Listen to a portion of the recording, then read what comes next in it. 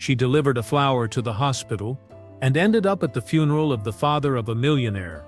The rain that morning wasn't heavy, but insistent fine, like tears that the sky seemed to have been holding back for a long time. It drizzled on, stopped cars on the tarpaulins of the street vendors, on the branches of the ipes that surrounded the city's hospital, and also on the small flower stall, where Camila Reyes, as every day, opened the doors before 8 a.m. with cold hands and a tired look on her face. She was a florist, one of those with a silent soul, who arranges bouquets like someone telling secrets to the wind. She had inherited her grandmother's business, an old corner called Races de Abril, where every flower had a story, and every story had perfume. Camila wasn't well known, rich or ambitious, but those who bought flowers there swore that there was something inexplicable about the way she chose them. That morning, he dreamt about his grandmother. In the dream, she was sitting by a window, watching the rain fall, and she said, without looking at Camila, "You're still going to deliver something you don't understand, and that will change everything." Shortly after 9 a.m., a discreet car parked in front of the store. From inside, a man in a gray coat rolled down his window without getting out. His face was ordinary, and there was haste in his eyes. "A flower, white, the purest you have. For whom?" "Room 509, Central Hospital. Hand-delivered. No card, no questions asked." Camila held up the paper on which the number was written down, and hesitated. Not because of the work, but because of the form. There was something funereal and cold about those words. But she nodded, not wanting to prolong the silence. She chose an Estrella de Neve, a rare, almost extinct flower that she grew on her own in an isolated pot. It wasn't sold to just anyone. It was a flower of peace, they said. He wrapped it in white ribbon and unbleached paper and walked away, holding the flower in his hands as if he were carrying a living secret. The city continued to rain lightly, but without stopping. The asphalt reflected the lights of the street lamps. Camila crossed the streets in a discreet hurry, avoiding umbrellas, listening to horns and feeling a discomfort she couldn't name. At the hospital, she took the stairs up the 5 floors. The elevator was broken, but even if it had been working, she would have chosen to walk. It was as if each step was preparing her for something she didn't yet know. The corridor on the 5th floor was almost empty. The muffled sound of monitors came from other rooms, but 509 was silent. He knocked lightly. A nurse opened the door. She was young, but her face was exhausted. Her eyes were watery. Camila held up the flower. "Delivery to room 509. The woman looked at the flower for long seconds, then at Camila. "He's gone. He asked every day to receive something, and today it arrived. But it came late." Camila didn't know what to say. She just handed over the flower and stepped back. The nurse held it in both hands, as if it would end something, or begin something. On the way back, the rain thickened, but Camila hardly felt it. Something was different, not on the outside, but inside. And yet that delivery was only the beginning. The hospital seemed to swallow up the sound of the city. Inside, everything was muffled. Footsteps, whispers, even cries seemed to bend under the weight of the narrow corridors and beige walls. But room 509 held a different kind of silence. It wasn't empty. It was dense, as if someone had left a last breath hanging in the air. The nurse gently closed the door as soon as Camila stepped out. The white flower still trembled in her hands. There was something sacred about it, perhaps a last gesture from someone who never made it, or from someone who tried, without even knowing it. She placed it carefully on the little table next to the bed. The sheet was folded. The body had already been removed. Outside, Camila was slowly descending the steps. Each step seemed to echo more than the last. The note she had received was crumpled in her pocket. She thought about throwing it away, but something stopped her. She folded it carefully and put it into her bag, as if it were an object that carried more than just ink. When I left the hospital, the rain had already turned to mist. The city followed its rhythm, honking horns, footsteps, flashing traffic lights. But Camila walked differently, like she was carrying something she couldn't name. Back at the flower shop, she tried to deal with the day's orders. Pansies for a birthday, red carnations for an apology, daisies for a kindergarten. But the image of the nurse holding the flower wouldn't leave her mind, and that phrase, "He's gone. Who? Why a single flower? Why that day?" At closing time, he noticed that the flower he had used, the Estrella de Neve, was the last one in the greenhouse, the most delicate, the most symbolic, and now it was far away, in an empty room, with someone she had never met, or maybe he did, in some strange way, that time had not yet revealed. That night, he couldn't sleep. She made tea, read a few pages of a book about lilies and their meanings, answered late messages from clients, but his mind kept returning to the same point, room 509. The next day, when he opened the store, he found a letter. No sender, no stamp, no name, just a thick beige paper envelope with the same image as the flower she had delivered, printed in low relief, almost imperceptible, and inside, nothing more than a small card with an address, a date and a time, Saturday 4 p.m., the location, Whitmore residence, a remote almost rural neighborhood, known for mansions, surrounded by iron bars and invisible security guards. Camila stood still for several minutes, looking at the envelope on the wooden counter. There was no signature, no explanation, but something deep in his chest told him that the story of that delivery wasn't over yet. On Saturday, at 3:42 p.m., Camila parked her bicycle a block away from the indicated residence. She didn't dare ride it to the main gate. She thought the sound of the gear chains would break the silence that surely enveloped the place. She adjusted her thin jacket, tied up her hair in a hurry, and walked with her hands trembling in her pockets. The San Lorenzo neighborhood was a world apart, clean streets, symmetrical gardens, lampposts that looked like they came out of a European movie. Each house seemed to whisper, "You can't just walk in here." The Whitmore residence was the largest of them all. Ivy walls, black gates with gold trim, and cameras that moved discreetly around the edges. At the gate, two men in dark suits watched her from behind tinted glasses. Name: Camila Reyes. Document, please. She handed it over without protest. The security guard looked at it, then checked off a list. He nodded briefly. "You're expected." Inspected. That word hit her in the stomach like a weight. She walked down the stone path lined with magnolias. The garden was silent, but there was instrumental music in the distance, and people, lots of people, all dressed in black or gray.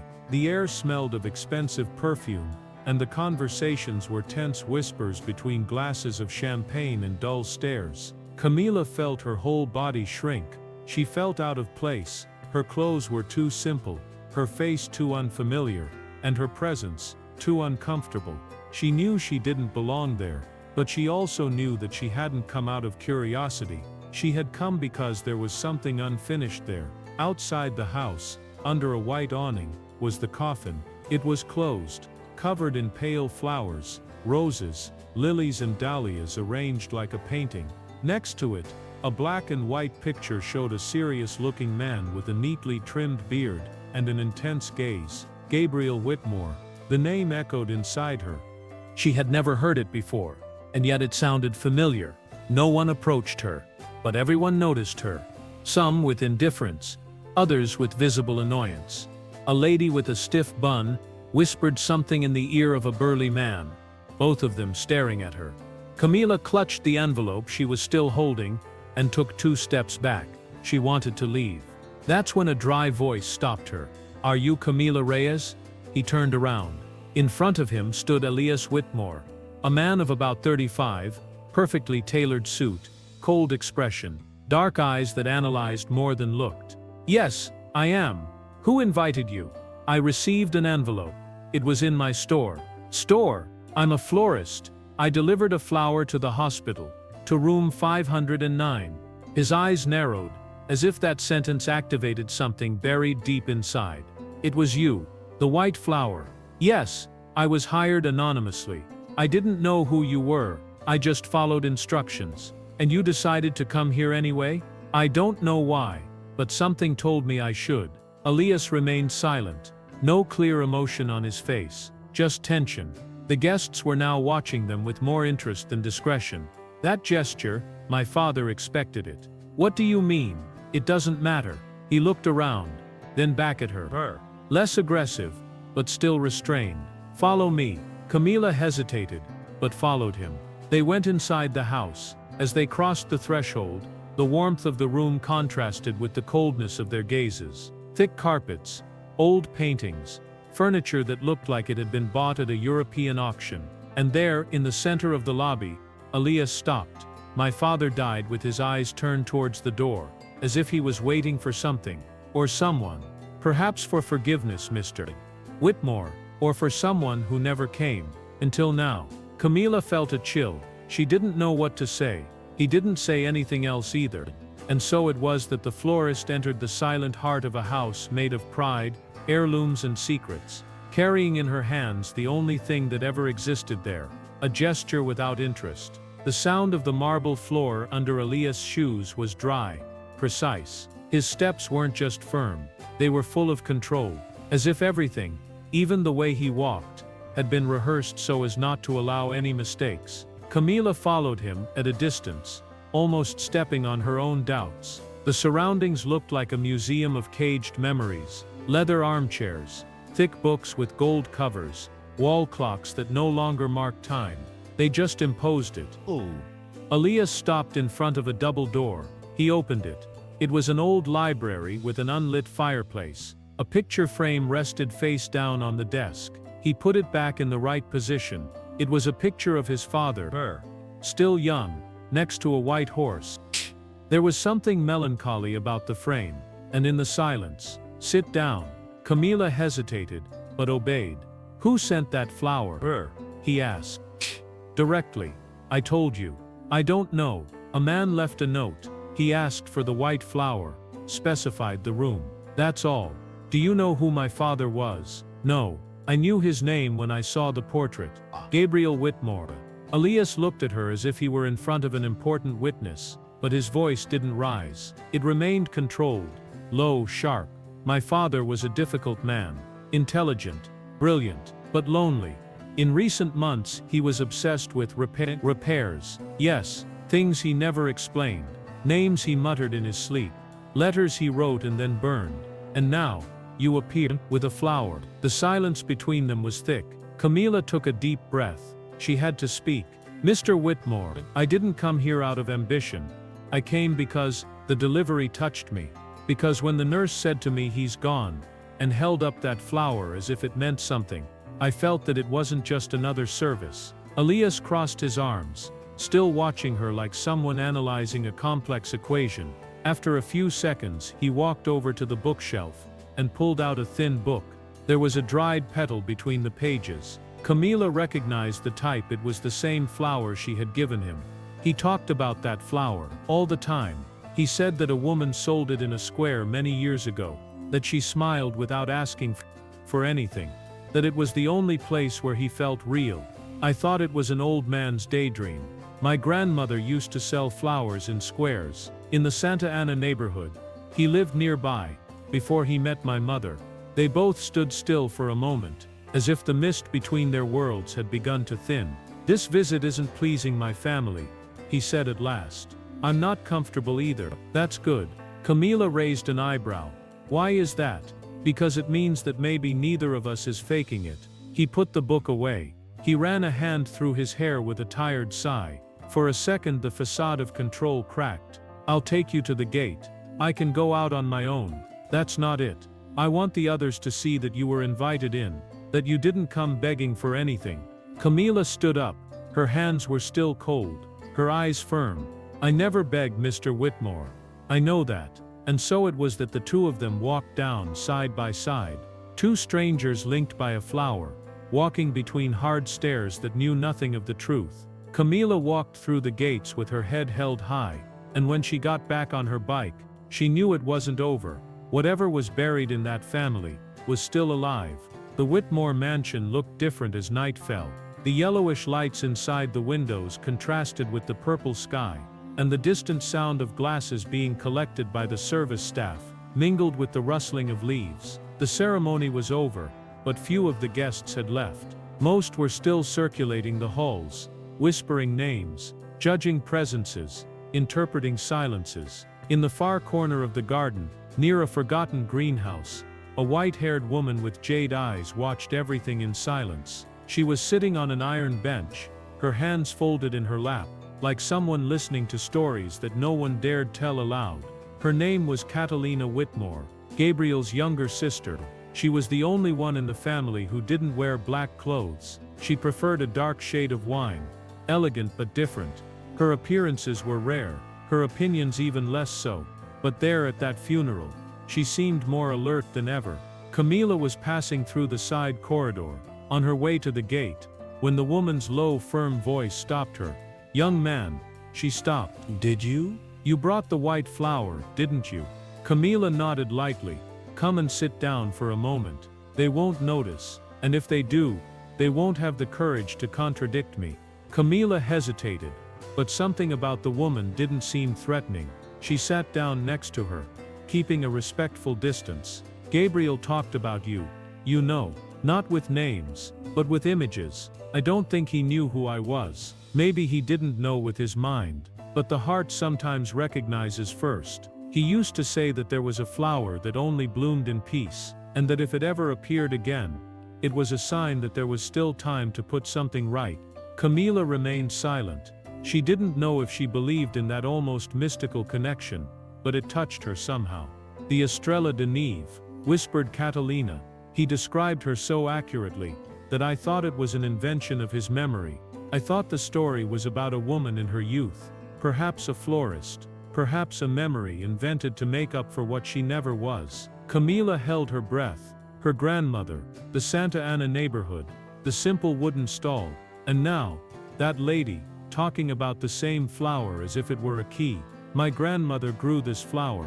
It was rare. She taught me how to keep it alive." "And your grandmother's name was?" "Teresa. Teresa. Teresa Reyes. Teresa Reyes." "Oh," repeated Catalina, her eyes wandering between the branches of the trees. Gabriel would disappear for days at a time. He always came back, calmer, softer. He never said where he was going. The two remained silent. There was no wind. There was no need for words. He died trying to repair bridges. Some he burned with gusto. Others, out of cowardice. But this one he never knew how to rebuild. "Perhaps you were the last attempt." Camila turned her face towards her. "You're saying that I'm saying that not every connection needs blood to be true. But don't be alarmed if you discover that you're carrying more of him than you realize." Catalina stood up elegantly. She placed a small flower, a single violet, in Camila's hands. "You're not an intruder, girl. You're a seed that he dropped, and which has now blossomed." And he left, with the firmness of someone who had said exactly what he needed to say, and nothing more. Camila remained seated for a few more minutes. That little flower between her fingers seemed to have the weight of an entire name, of a story she still didn't know, but which for the first time she was beginning to sense. The flower shop bell rang at 6:50 the next morning, as it did every day. The sound was metallic, a little off-key, but to Camila it was as familiar as the smell of coffee brewing, or the sound of leaves being raked from the sidewalk. She opened the windows, sprinkled water on the flowers, turned on the radio at a low volume, and prepared the bouquets she had ordered at the beginning of the week. But nothing was the same. Her hands still knew what to do, but her heart was clouded. The events at the Whitmore mansion, the looks, Elías' presence, Catalina's words, seemed to repeat themselves like an echo. Every flower she touched brought back the weight of that Estrella de Neve, the flower that changed everything. Even among the daisies, geraniums and hydrangeas, she felt out of place in her own garden, as if her stall was suddenly too small for what was now weighing her down. In the middle of the afternoon, while organizing a flower arrangement for an old client, she felt something different. A presence, not a sound, not a smell, a pause in the air. He looked up. On the sidewalk, on the other side of the street, standing with his hands in his pockets and a gray coat over his shoulders, was Elías Whitmore. He didn't move. He just watched. Not like someone spying, but like someone trying to understand a strange language. Camila felt her body stiffen. She didn't know if it was fear, anger, or a strange curiosity. He decided to ignore it, but 5 minutes later the bell rang. Elías entered with the same impeccable posture as always, but there was something different about his face, a certain discomfort perhaps, or hesitation. "Mr. Whitmore." "Just Elías. In here I prefer to leave the surnames outside." Camila didn't answer. She continued to fiddle with the flowers, but her eyes couldn't hide her surprise. "I didn't think you'd come here." "Neither did I. But I had an appointment nearby today." He paused, clearly making up the excuse. "I thought I'd buy flowers." She arched an eyebrow, without stopping her movements. "Do you have someone in mind, or do you just want to impress someone you don't know?" A slight smile escaped him. "Rare, short. I'm still figuring it out." She held out a small bouquet of daffodils and chamomiles. Nothing sophisticated, but balanced and soft. "Here, a neutral blend. Ideal for someone who doesn't know how they feel." He picked it up, analyzed it, smelled it. He paid in silence, with a folded note, but he didn't leave immediately. "Your store is smaller than I imagined, and your world bigger than I can understand."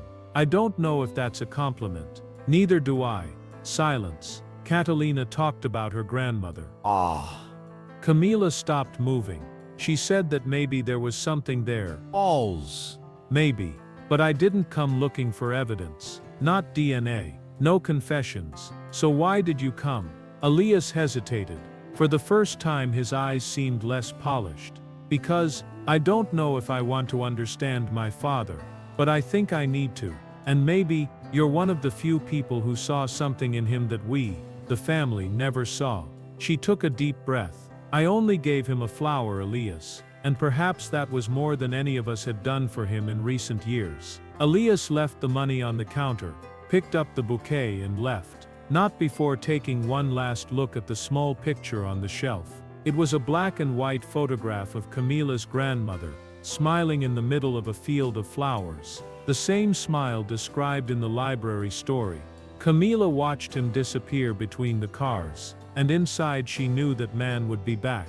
But not just for flowers. 3 days passed with no sign of Elías. The flower shop followed its usual course. Anniversaries, apologies, reconciliations wrapped in silk and ribbon.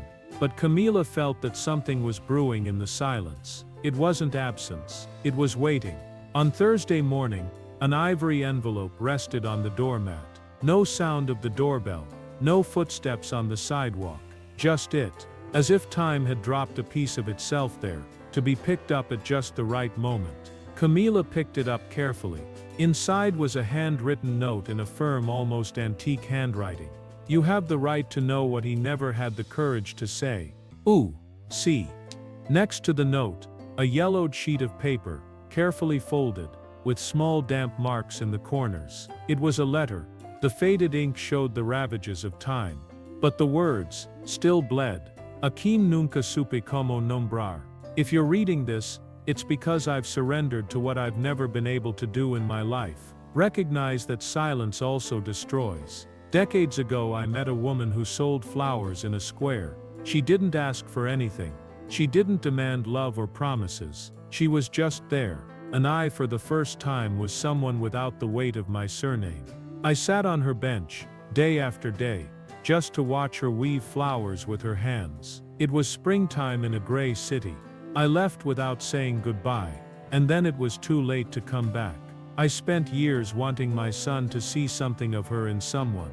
Maybe you're that person, maybe not. Pero si esta flor llegó a tus manos, es porque aún en mi última cobardía, quise entregar algo puro, como aquella mujer fue alguna vez para mí.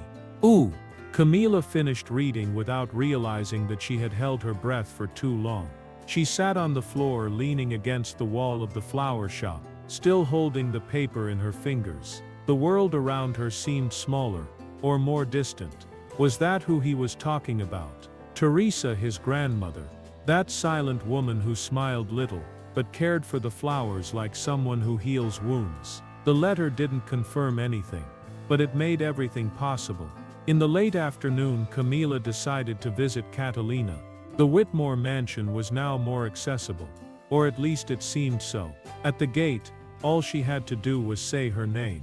She was welcomed with a strong tea in a smaller, more intimate room. "I knew the letter would find you," said Catalina when she saw her enter. "Why now?" "Because he never had the courage to send it. He kept it in a book on his bookshelf among the volumes on finance and politics. I only found it when we started emptying the office." Camila stared at her. "He's talking about my grandmother." "Yes, I think so. Do you think he could be my grandfather?" Catalina didn't reply immediately. She picked up a cup and twirled it between her fingers. Then she looked up, with a sweetness rare in the Whitmores. The family always knew that there was something unfinished in his life. An absence. A remorse that made him hard on us, but sweet in memories that no one knew. Why didn't they ever find out? Because here, Camila, we prefer to control what we know, rather than risk what we would feel if we knew too much. Camila smiled bitterly. "That sounds very scary." Catalina agreed with a slight gesture. "It is." As she left the mansion, Camila was no longer certain, but she was no longer afraid either. The letter didn't give answers, it gave paths. And for the first time, she was willing to follow them. On his way back, he passed the old square where his grandmother used to sell flowers. The bench was still there, now worn out and covered in leaves. Camila sat down. She took a deep breath. And there, in the place where it all began decades ago, she knew that this story wasn't just about the past. It was also about what could still flourish. 2 days after her visit to Catalina, Camila was finishing an arrangement of sunflowers when she heard the flower shop bell ring for the second time that morning. She was expecting a regular customer, but it was Elías. He was wearing dark jeans and a navy blue shirt without a jacket. He was as normal as Camila had ever seen him, but there was something in his eyes. It wasn't hardness or coldness. It was tiredness. An emotional tiredness that dripped down his shoulders. "Can I come in?" he asked, almost quietly. "Yes, but I don't have any new flowers for today." "I didn't come for flowers." Camila wiped her hands on a cloth and invited him to sit on one of the wooden benches near the window. "I found the letter," he said. She nodded. "Catalina showed it to me. It wasn't easy to read." "I know." Silence. "But this time it was comfortable." "Do you think he was your grandfather?" Elías asked. Directly. Camila thought for a moment. "I don't know. But I think he wanted me to believe. And maybe that's enough." "Aren't you angry?" "At who?" "Him. Me. The family. Anger doesn't suit me. I grow flowers, Elías. And anger dries up everything that tries to grow." He laughed. A sincere, tired laugh that seemed to come from an unused place. "You talk like my grandmother used to," he commented. "And you act as if no one should know you. Maybe because that's how I grew up." He looked out of the window, his eyes lost in the passing cars. Then he turned to her. "Did you know that my father used to write letters and then burn them?" Catalina commented. "Once when I was 10, I caught him crying in his study. Really crying, like a child. I wanted to go in, but he shouted at me. I never spoke about it again." Camila listened in silence. After that, he became more distant, as if he was afraid I'd seen too much. And maybe he did. "Do you think he regretted it?" "I think so. But repentance, Elías, is useless if it doesn't come in time." He watched her. For the first time, his eyes weren't searching for a truth. They recognized it. "Your grandmother," he began. "Didn't she ever try to look for you? She used to say that what is born crooked from power never learns to bend, that he was the type who chose silence over presence." Elías lowered his head. Camila came over and sat down next to him. "I don't think he was a monster. But I don't think he was a hero either. He was my father, and I never knew how to deal with that." Camila touched his arm gently. "Maybe now you can start." The afternoon stretched out in silence. They stood there, side by side, like two survivors of the same absence. Elías didn't speak again, but he didn't leave quickly either. He ordered a coffee, looked at the flowers, asked about the names. the stories, the meanings. When he got up to leave, it was already dark. "I need to ask you something," he said, before leaving. "What's that?" "I want you to help me redo the mansion's garden." "The garden? My father destroyed it in recent years. But I think he'd like to see it bloom again. And I think only you can do that." Camila didn't answer immediately. She looked at the counter, then at the plants, then at him. "If we're going to rebuild, let's do it with new roots." Elías smiled, without saying anything, and he left, leaving the door ajar, as if to say, without words, that he would be back. The following Monday, Camila arrived at the Whitmore mansion, before 8 a.m., carrying a small wooden box with seeds, gloves and tools. She wore no black. She wore no makeup. She was as she always was, simple, direct, alive. The gate opened before she could ring the bell. One of the older gardeners was waiting for her with an ambiguous look, professional respect and social estrangement. She nodded kindly, and followed the path to the back courtyard. The garden was in ruins. What had once been symmetry and splendor, was now a portrait of Gabriel Whitmore's emotional decay. Badly pruned trees, dry flower beds, rotting rose bushes. In the center, a broken fountain with no water, covered in dead leaves. Camila remained silent for a while. Then she took off her shoes. She wanted to feel the earth. She walked barefoot, as her grandmother used to do, and knelt down in front of the main flower bed. She dug her toes into the soil, cold, but fertile. Behind her, the family's voice came like the wind, icy, direct, judgmental. "Is this how we're going to say goodbye to my brother's legacy? With a barefoot gardener, in the middle of the woods?" Camila looked up. It was Lucretia Whitmore, Gabriel's sister-in-law, a woman dressed as a perpetual widow, even though her husband had died years before. Beside her, 2 adult grandchildren stared at her, with the same inherited disgust. "Excuse me," Camila replied firmly. "I'm not here to undo anything. I'm here to redo." "And who gave you that right?" "Gabriel himself." Even if only with a gesture. Gabriel wasn't sentimental. Not with you. The silence that followed was not overcome by arguments, but by the sound of Elías approaching. "Is everything all right here?" she asked, with a controlled expression, but attentive eyes. "Just a chat about flowers," said Camila, smiling. "Then I hope many flowers bloom." Lucretia remained silent, but gave Elías a look like someone watching a throne being handed over to the enemy. She turned and left without saying goodbye. Elías approached Camila. "You don't have to prove anything to anyone. I know you don't. But I need this garden to bloom fully, even the thorns." In the days that followed, Camila returned daily, not to plant pretty flowers, but to turn over the soil, to identify invisible wounds in the earth. She used the same old tools as her grandmother. She put her hands where the gardeners had already given up, and little by little, the garden began to change, not in a hurry, but with truth. Elías watched from afar, but sometimes sat with her in the late afternoon. He brought her 2 coffees. They spoke very little. He would ask about flower names.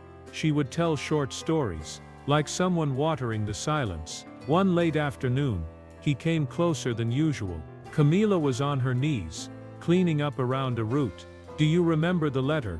he asked. "Which part?" "The one where he says his wife braided flowers with her hands." "Yes. That's what he saw in you. Peace without effort. Presence without charge." She looked at him, her eyes tired but calm. "What about you, Elías? What do you see?" He was slow to respond. "For the first time, I see someone who doesn't want to take anything off." "Does that scare you?" "It relieves me." Camila looked down at the ground again. "Then let me stay, until this garden knows how to bloom without remembering the pain." And he nodded in silence. It was late afternoon, when the first flower bloomed. A white dahlia, at the southern end of the garden, exactly where Gabriel used to smoke in silence in recent years. Camila noticed the open bud, while watering the lavender beds. She smiled to herself. Not at the gesture, but at the moment. That week, the hues began to return.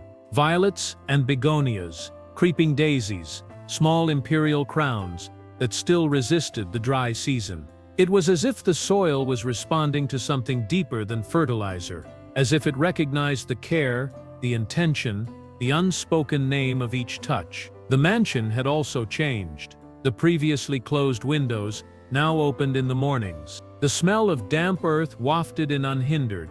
The maid smiled discreetly. Catalina walked around the courtyard more often. Even the silences were different. They were no longer ghosts. They were waiting. On Wednesday, Elías appeared in the garden with his shirt sleeves rolled up. He was carrying a small, fragile Estrella de Neve seedling, wrapped in a simple cloth. "I got one." "Where?" Camila asked in surprise. "I ordered it from a greenhouse up north. It was the last flower in the lot." "Oh, why was that?" "Because I think he'd like it to be here." "Hello." Camila received the sapling with reverence. Together they dug a space under the shade of a palm tree, near the restored fountain. Elías carefully placed the flower in the hole. Camila smoothed the soil around it. They watered together in silence. "Thank you," she whispered. "Thank you." He sat on the edge of the fountain. The sun filtered its light through the tall leaves, creating soft shadows on his face. Camila remained standing, hands dirty, gaze calm. "When I was a child," Elías began, "my father never took me to plant anything. He said that working with the soil was something for servants, but whenever he was alone, I'd see him looking out of the window at the sprouts. Maybe he wanted to, but didn't know how. Like love." Camila came closer and knelt down in front of him. "Love is sometimes a rare flower. It doesn't grow in any soil. It doesn't survive any touch. You talk as if you understand everything." "No, I speak like someone who has killed many flowers by trying to take care of them too much." They both laughed. Low, with relief. "The garden will bloom," she said. "And what about us?" he asked, without irony. "We're still choosing the land." Elías raised his eyes, clearer in the late afternoon light. "I want you to stay, even after the garden is finished." "And do what?" "Anything. Or nothing. Just stay." Camila didn't answer immediately. She wiped her hands on a linen cloth and looked around. The garden, although still incomplete, was breathing. It was a new space, a silent bridge between what hurt and what could be beautiful again. "Let's see if Estrella blooms first. If she resists, I'll stay too." And Elías, for the first time in many years, smiled with hope. The garden was almost complete. The fountain once again gushed water with a light, continuous sound, as if it were whispering old stories. The flower beds had taken on color and shape. Stone paths meandered between the species, and small wooden benches were distributed under the trees, inviting time to slow down. In the center of it all, in the shade of the palm tree, the Estrella de Neve stood its ground, small but firm, its pale petals opening with slowness and dignity. For Camila, it was like seeing a secret taking shape, as if something had finally come true. That Sunday morning, Elías was waiting for her in the garden with an envelope in his hand. He wore simple clothes, linen pants, a cotton shirt. His hair was slightly disheveled, and he was nervous to say the least. "It's a letter," he said, holding out the envelope. "Official, from the family lawyer." "What does it say?" "That Gabriel's name left an open donation, a fund intended for the living maintenance of something that was silently loved." Camila looked up. Was he referring to the garden? "To what he saw here," replied Elías. "To you, the peace you brought, and perhaps, the possibility of letting something flourish where there was only silence." She opened the envelope. Inside was a simple document, official recognition that Camila would be the space's curator, not as an employee, but as its guardian. For a moment, Camila didn't know what to say. She took a deep breath. She smelled jasmine coming from the side of the wall. "I didn't expect that." "Neither did I.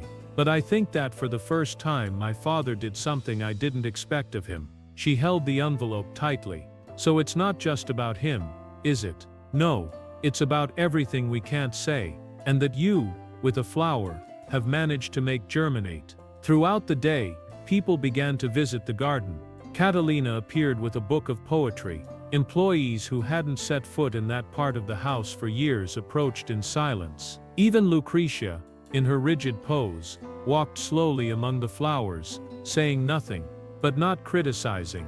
In the afternoon, Camila picked a flower from each bed and prepared a bouquet. She placed it on the stone that marked the place where Gabriel's name had been symbolically engraved. A simple gesture. No speech, no drama, only forgiveness. Elías watched her from afar. He didn't intervene. He just understood. When the last light of day touched the petals of the Estrella de Neve, Camila sat down on one of the stone benches and closed her eyes. For the first time, she didn't feel her grandmother's absence as pain, nor the past as a weight. She was there, whole, planted in that soil with the same courage that a flower has when it opens at the risk of rain.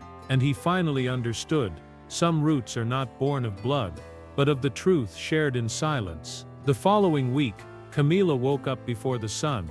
The sky was still a pale veil over the city's rooftops. The sound of the first buses echoed in the distance. She prepared her coffee, tied her hair up with a ribbon from her grandmother, and put on her light blue blouse, the same one she wore the day she delivered the flower to the hospital. On the counter of the flower shop, a single flower was waiting. It wasn't a commission, nor for display. It was an Estrella de Neve, born in the garden of the Whitmore mansion. She carefully wrapped it in rustic paper and tied it with a white ribbon, just like the first time, but now she knew exactly who it was for, and why. He walked to the cemetery at the end of town. He didn't tell anyone. He didn't ask for company. He just went. Like someone who understands that certain paths need to be traveled on foot. And in silence. The headstone was simple. Light gray marble. No ostentation. Just a name. Gabriel Whitmore, 1948 to 2024. Where I couldn't ask for forgiveness, a flower grew. Camila knelt down in front of the headstone. She didn't cry.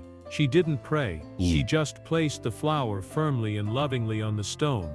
Then she got up and stayed there for a few minutes, standing with her arms crossed. I understood. Late, but I understood, he said, almost whispering. She turned to leave, but before she took the first step, she realized she wasn't alone. Elías was just a few meters away. He was wearing a dark suit, his hands in his pockets, and his eyes fixed on her. He didn't say anything. He just came closer. Camila walked up to him slowly. How did you know I was coming? I didn't know. I just felt it. So you came by instinct? Who? No, I came because now I know that life is made up of deliveries that we don't understand at the time. She smiled. Do you still want me to stay? Now more than ever. They stood side by side, looking at the gravestone for a moment. Then they walked back along the dirt road, unhurriedly, as if the world had finally slowed down enough to let them breathe. When they reached the cemetery gate, Elías stopped. The first flower you delivered changed everything. It wasn't the flower, it was the silence it broke. He nodded, touched. And now, said Camila, looking at the sky that was already opening up in golden tones. Now it's time to plant something new, for real. And they went on together, unhurriedly, like someone who knows that time is not a straight line, but a fertile field, where even what seemed dead can flourish. If this story has touched your heart, share it with someone who also needs to bloom. And remember, even silence, when watered with truth, can become a garden. Leave a comment and tell us, what would you give today without expecting anything in return?